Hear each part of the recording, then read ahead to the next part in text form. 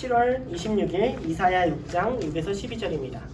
잠깐 다시 타임머신을 타고 돌아와서 히스기야가 아직 태어나기 전 시대에 먼저 태어났던 이사야라는 사람의 부르심을 보려고 합니다. 이사야는 우시야, 요담, 아하스, 히스기야 시대의 인물입니다. 그러니까 히스기야가 어렸을 때 이사야는 이미 한참 노인인 선배입니다.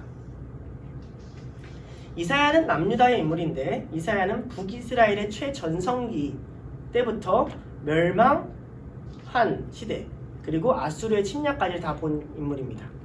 여로보암 2세가 이스라엘의 최전성기거든요. 그래서 그때부터 쭉 이어져 와서 호세아, 이사야 멸망할 때까지 이 사이에 부흥과 쇠락을 본 인물이에요. 또 이사야는 전통적으로 우시아의 사촌이나 아마사의 조카나 이런 식으로 왕족 출신으로 알려져 있어요. 그렇게 여기는 가장 대표적인 이유는 이사야서의 그 문체가 귀족이 쓰는 굉장히 학술적인 문체이기 때문에 그렇습니다. 제일 잘 쓰인 선지서라고 하거든요. 이사야서 시대부터는 문서 선지자가 굉장히 활발하게 생겼습니다. 이사야, 호세아, 요나, 아모스 등이 그런 이제 문서 선지자의 대표입니다. 이사야 시대. 이사야의 아내 역시 예언자였으며 그 스라에는 두 아들이 있었는데 그 두 아들은 이사야서를 좀 잘 정리할 수 있는 아들입니다. 이사야의 첫 번째 아는 스알야숲이라고 남은 자가 돌아올 것이다 라는 의미고요. 이사야서의 두 번째 아들은 이 두 번째 아들은 부르지 않았을 것 같아요. 부르기 힘들어요. 마헬살랄 하스바스거든요. 8글자예요 이름이. 뭐 이렇게 연습하게 되죠. 발음. 급히 노력하고 속히 약탈한다 혹은 먹이가 썩는다라는 걸로 심판의 의미입니다. 그러니까 하나는 회복의 의미고 하나는 심판의 의미예요. 이게 이사야서 갖고 있는 특징이거든요. 심판과 회복의 메시지를 동시에 담고 있는 게 이사야서입니다. 이사야서 자체의 특징은요, 사실 이 구약 성경에서도 굉장히 중요한 역할을 하지만 신약 성경에 오면서 이사야서는 제일 중요한 역할을 합니다. 어떤 학자들은 어떻게 생각을 하냐면 예수님 시대의 각 회당에는 모든 성경책이 보관되어 있지 않고 특정 성경책만 보관되어 있었거든요. 아마 나사렛 근처의 회당에 보관되어 있던 유일한 성경책이 이사야서가 아니었을까? 라고 생각할 정도로 이사야서는 신약 성경의 중추적인 역할을 합니다. 이사야서는 신약에서 가장 많이 인용된 책이에요. 419회가 인용됩니다. 이후로 400회 이상 인용된 시편이 그 다음을 따라와요. 이사야 선지자의 대표적인 모습은 여기에서도 알 수 있는데요. 곧 메시아의 도래와 심판을 예언하는 게 이사야서가 갖고 있는 핵심 메시지이기 때문에 어쩌면 메시아가 오셨던 신약 성경, 특히 복음서는 자연스럽게 이사야서를 가장 많이 인용할 수밖에 없었을지 모릅니다. 여기까지가 이제 정리고요. 이사야서 6장은 이사야를 부르는 장면이에요. 이사야를 부르는 장면을 통해서 우리는 구원받은 자가 곧 어떻게 소명을 받는지 이런 이제 그 연결고리를 좀 잘 찾을 수 있습니다. 또 그 과정을 제가 좀 정리해놨는데요. 이사야서 6장에 우시아가 죽었을 때를 합니다. 우시아는 악한 왕은 아니었어요. 선한 왕이었는데 아직 산당은 다 치우지 못한, 그러니까 개인적으로 선한 왕인 거죠. 그래서 이때가 언제냐? 심판과 소망의 이유가 공존할 때예요. 그러니까 선한 왕인데 산당도 있어. 요럴 때 하나님이 등장하십니다. 그러니까 이사야서의 핵심 메시지와 이사야서에 흐르는 시대 분위기가 비슷하다는 걸 알 수 있죠. 산당들을 보면 우리 나라가 멸망할 이유가 있는 것처럼 보이고, 또 우시아 같이 그래도 좀 선한 왕들이 있는 걸 보면 우리나라가 회복될 기미가 보이는 것 같기도 하고, 요 애매한 타이밍에서 이사야가 부르심을 받죠. 하나님이 등장하는데요. 하나님이 높은 보좌에 앉으셨습니다. 여기서부터 우리가 좀 상상력이 좀 필요한데, 상상력이 필요하니까 제가 그림을 좀 그릴게요. 하나님이 높은 보좌에 앉으셨어요. 의자입니다. 의자예요. 하나님은 여기 앉아 계신데요. 근데 그거 어떻게 나오냐면 이렇게 나와요. 그 옷자락이 성전에 가득하게 나옵니다. 그러니까 이 하나님의 크기가 어떻게 보였을까를 우리가 상상할 수 있어요. 성전에 가득한 것이 하나님의 뭐라고요? 옷자락이에요. 이게 하나님 발입니다. 어떤 크기로 보였는지가 이해가 되세요? 하나님이 이렇게 크게 보였을 겁니다. 이사야예요. 이 말씀에서 하나님의 위엄과 웅장함은 그 당시에 성전의 크기를 실제로 보았던 사람들에게는 굉장히 두렵게 느껴졌을 겁니다. 마치 이 서문교의 끝이 하나님의 새끼발가락이 그 위에 지나갔다고 생각해보면 그 위에 앉아 계신 하나님과 보좌의 크기를 우리가 한번 상상해 볼 수 있게끔 만드는 효과가 있어요. 엄청난 하나님이 등장하신 거예요. 옷자락은 왕의 권위를 상징합니다. 그래서 사울의 나라가 사라질 때나 아니면 솔로몬의 나라가 사라질 때 옷을 찢죠. 옷을 찢어서 나눠주잖아요. 그러니까 하나님의 권위와 위엄이 그 안에 가득하고 있었다라는 걸 상징적으로 나타내는 표현이기도 합니다. 그 주변에 세라핌이라고 하는 스랍들이 날아다니는데요. 스랍들은 어떻게 생겼냐면 하나님이시고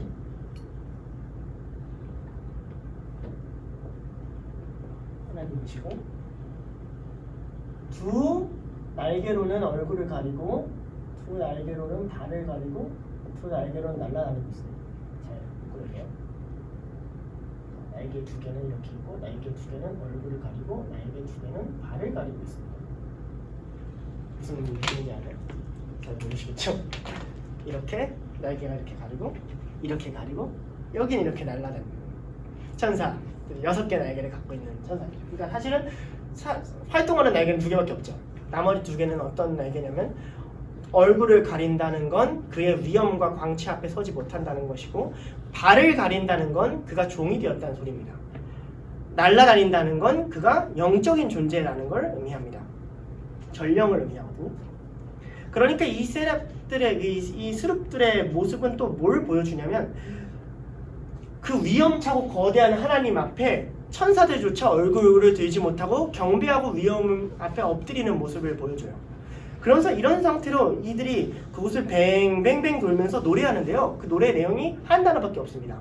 거룩하다, 거룩하다, 거룩하다밖에 없습니다. 그럼 이 여러 가지 모습들이 같이 뭉쳐져서 우리에게 하고 싶은 얘기는 뭐죠? 거대하고 위엄찬 하나님, 그 위엄의 옷자락으로만 해도 성전을 다 덮을 수 있는 하나님, 광채가 나는 천사들이 자기의 모습을 차마 드러내지 못하고 엎드리는 하나님, 그리고 그 천사들이 거룩하다는 노래를 계속하는 그 하나님. 느낌을 아시겠죠? 감히 범접할 수 없고 위대하고 거룩하고 강력한 하나님이 등장하신 거예요. 이사야가 만난 하나님입니다. 근데 이사야가 거기서 놀라운 반응을 합니다. 그 하나님 앞에 빡 맞으니까요. 참된 통치자 앞에 서니까 이사야가 어떤 반응을 하냐면 이런 얘기를 해요. 나는 입술이 부정하다 이렇게 얘기해요. 신기하죠? 이사야가 뭐 욕하고 막 이런 것도 아닌데 그냥 그 하나님 앞에 서니까 자기는 입술이 부정하대요.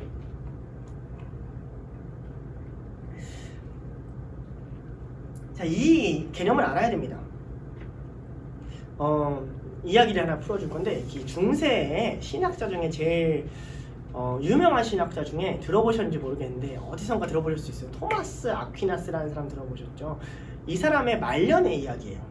이 사람이 신학대전이라는 큰 집필과 저술을 하고 이미 가톨릭계에서는 1인자다라고 평가를 받는데 이 사람의 자기 기록 중에 하나에 말년에 천국 체험을 합니다. 천국 체험을 하고 그 사람이 그 날로부터 이 기록이 왜 되어 있냐면요. 그 날이 아퀴나스가 갑자기 저술 활동을 멈춘 날이에요. 아퀴나스가 이렇게 얘기했다고 합니다. 내가 이제까지 정리한 모든 신학적 내용과 그것들은 이 세계를 담을 수 있는 것이 하나 없다. 이게 입술이 부정한 자예요. 그냥 단순히 나 요즘에 거짓말을 많이 했지 하나님 앞에서 서순이 아니라요. 위험이 있는 하나님을 만나니까요. 이사야가 자기 선지자라고 6장이잖아요. 자기 뭔가 하나님에 대해서 말한다고 한 이 모든 거를 얘기할 수가 없는 거예요. 나는 그냥 피조물이구나. 이 어떻게 말로 하나님을 담을까? 이게 신학을 배우면서 가장 중요한 지점 중에 하나입니다. 제가 맨 처음에 신학을 배울 때 삼위일체에 대해서 배울 때 영어로 배웠거든요. 영국에서 배웠는데 영국 가서 이제 조직신학 교수님한테 배웠는데 진짜 이해하려고 애쓰다가 방에 가서 울었어요. 머리가 깨질 것 같은 거예요. 이해가 안 돼요. 하나님의 전능함, 위대함, 그 단어로만 다가오는데 그거를 소화시키려다가 하나님 너무 힘들어요. 하면서 울었던 기억이 있습니다. 이게 무슨 말이냐면요. 신학에서는 어떤 얘기를 하냐면 인간의 언어로 하나님을 담을 수 있는가? 인간의 언어로 하나님을 정확히 표현할 수 있는가? 그럴 수 없다. 이사야의 경험과 흡사하거든요. 나는 입술이 부정합니다. 주님, 저는 담을 수가 없습니다. 하자. 하나님께서 이 스랍을 보내서 어떻게 하냐면 성전에 있는 불, 상징컨대 제단의 불이라고 하는데 제단의 불일 수도 있고 제단 앞에 불일 수도 있습니다. 이 불의 숯을 가지고 이 숯을 이사야 입에 들이밉니다. 정화의 과정인 거거든요. 요 과정을 우리가 다른 성경에서 비슷하게 보는 일이 있어요. 하나님의 영이 와서 불을 들고 그 입에 넣어서 그 입술에 언어를 만들어주는 그 일을 우리가 어디서 비슷하게 보죠? 사도행전 2장의 오순절 성령 강림 사건으로 비슷하게 봅니다. 하나님의 영이 와서 불을 들고 그들의 입술을 열어 그 혀를 정화시켜서 언어를 창조하시는 사건입니다.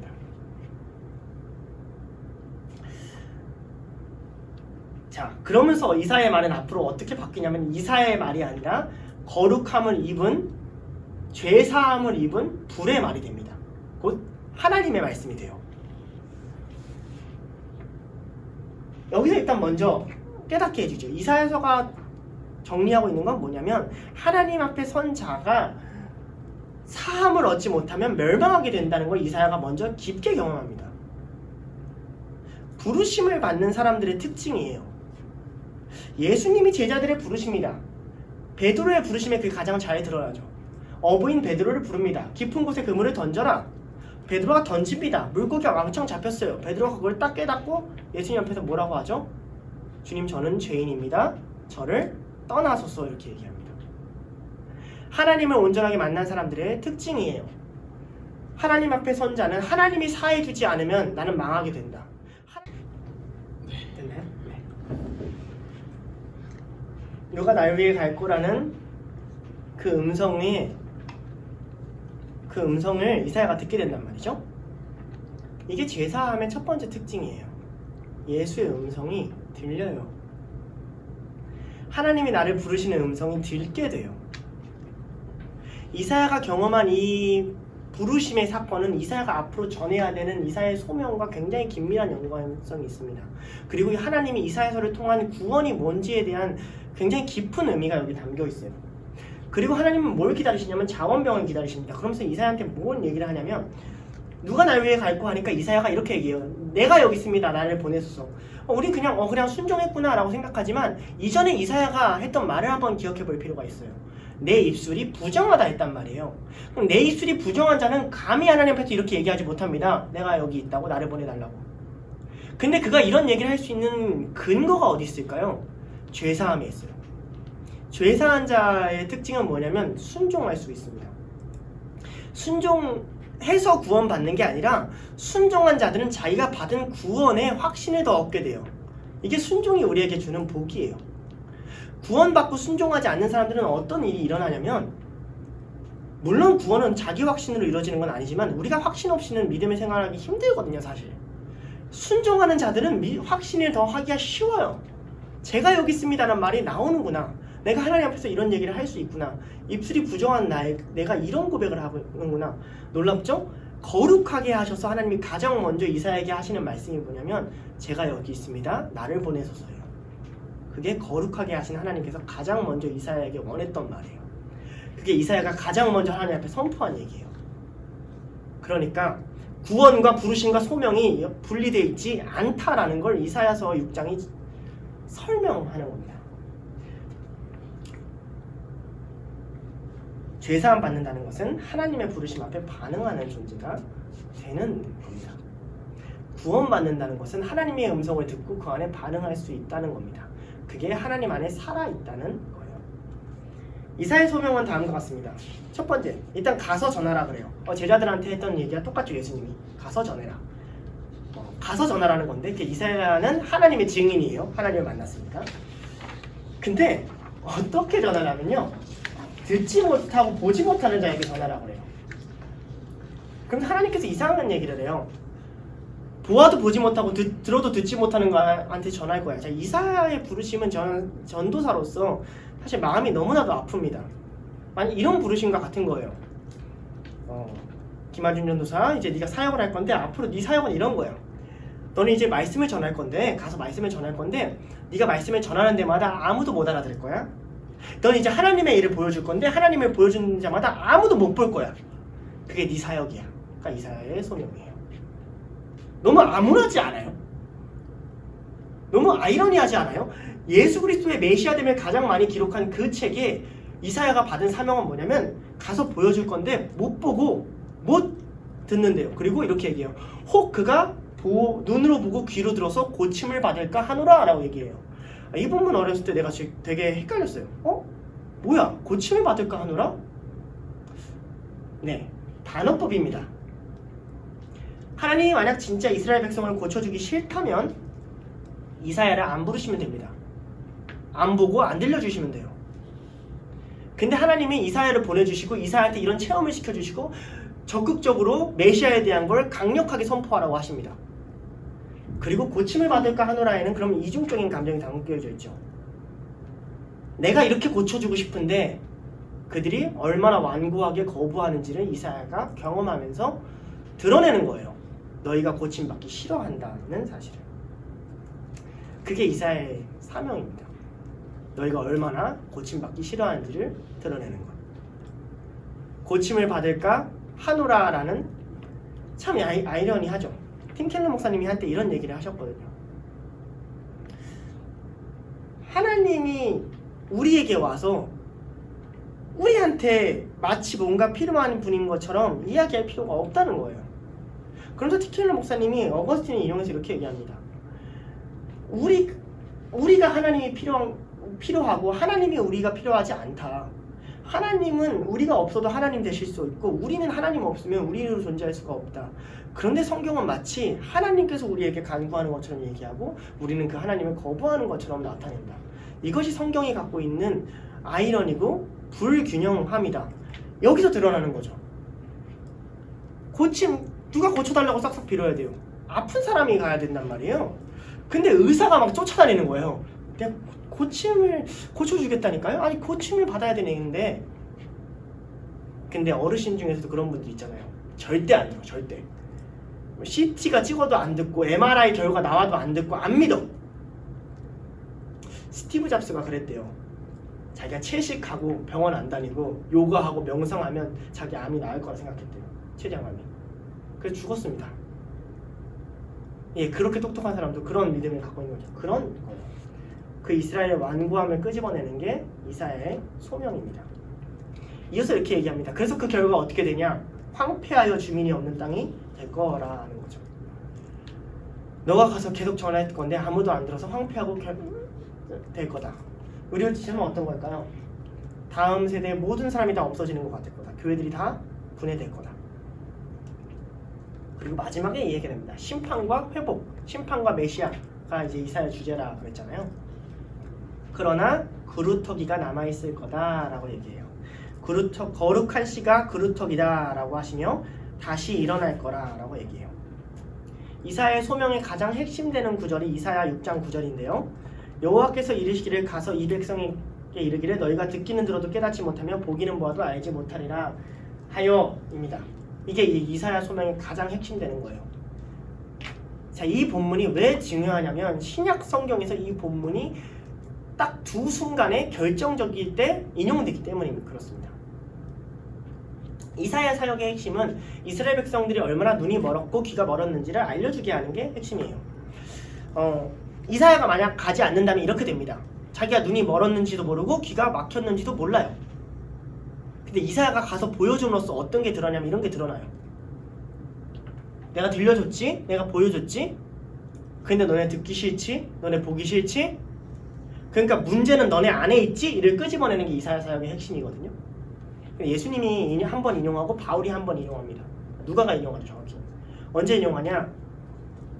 씨 뿌리는 비유에서 예수님이 이걸 인용하세요. 너희가 듣기는 들어도 보지 못하면 이러면서 예수님이 이렇게 얘기합니다. 제자들이 물어봐요. 예수님 왜 이렇게 비유를 이야기하세요? 알아듣기 어렵게. 이 씨는 무슨 제가 한번 설교했잖아요. 씨 뿌리는 비유. 여기고 여기고 여기고. 예수님이 이렇게 얘기해요. 듣기는 들어도 듣지 못하고 보기는 보아도 알지 못해서 혹시 고침을 받을 가노라. 여기까지 인용을 하세요. 자, 이건 이런 의미입니다. 예수님이 비유를 이야기하셨어요.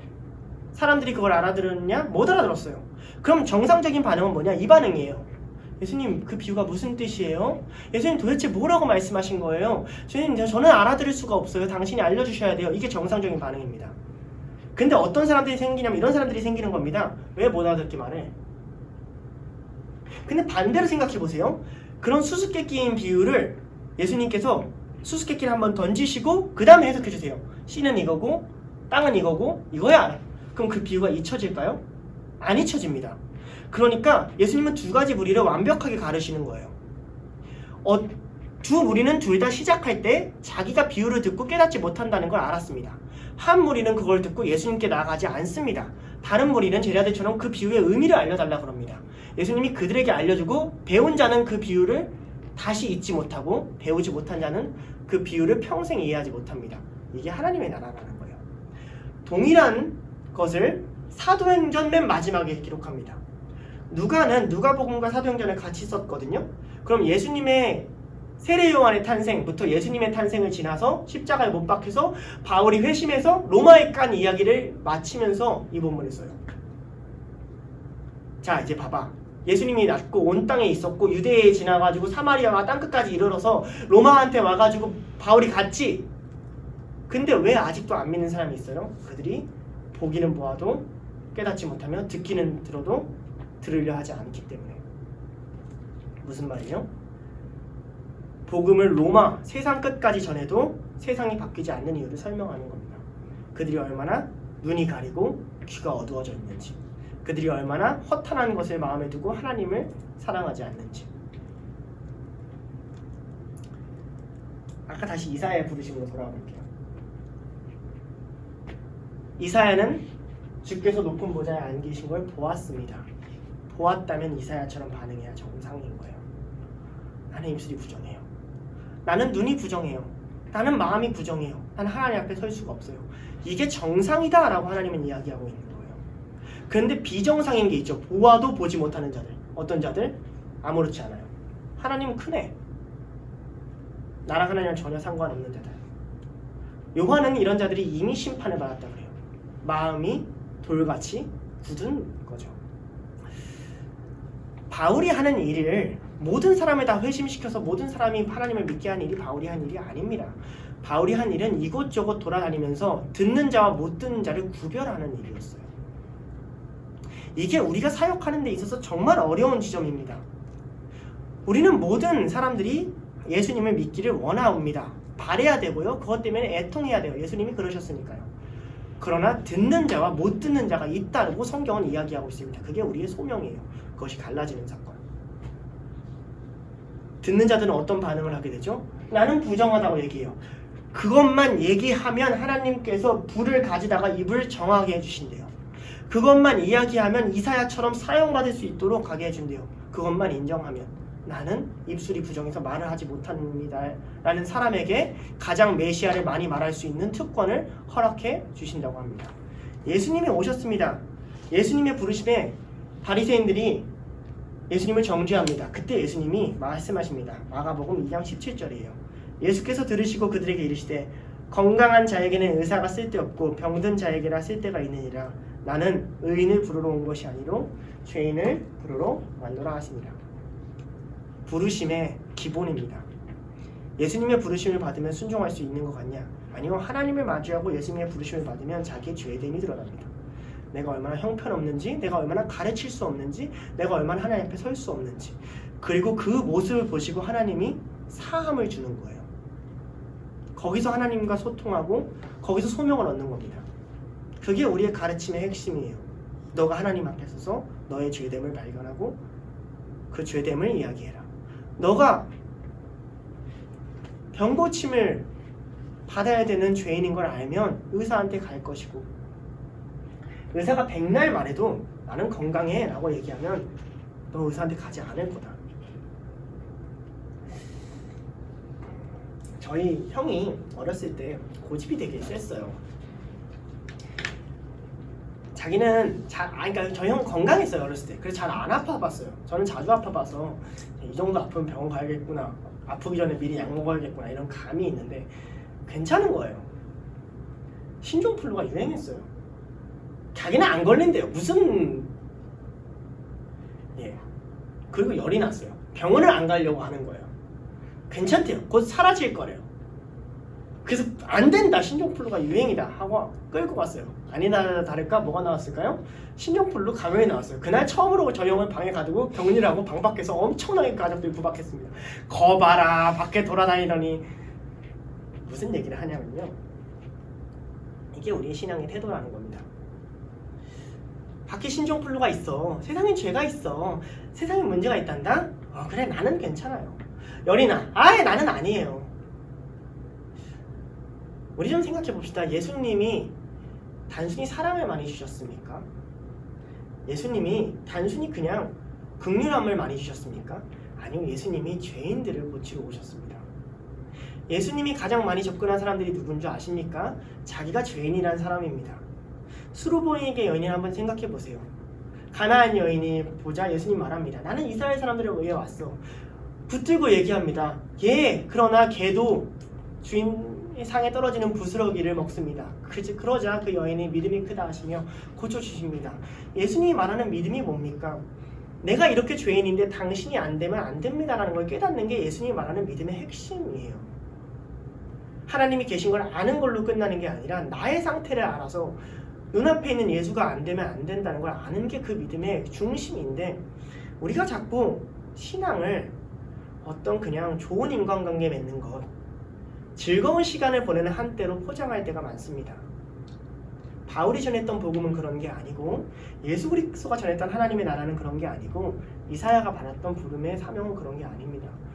우리의 사명은 어디에 있냐면요, 들어도 듣지 못하고 보아도 보지 못하는 자들에게 너희가 하나님 앞에 서면 어떤 존재인가를 깨닫게 해주는 게, 그게 그 아이들이 사함을 받을 길이라는 걸 믿고 나아가는 것이 저와 선생님들이 맡은 부르심이고 소명인 줄 압니다.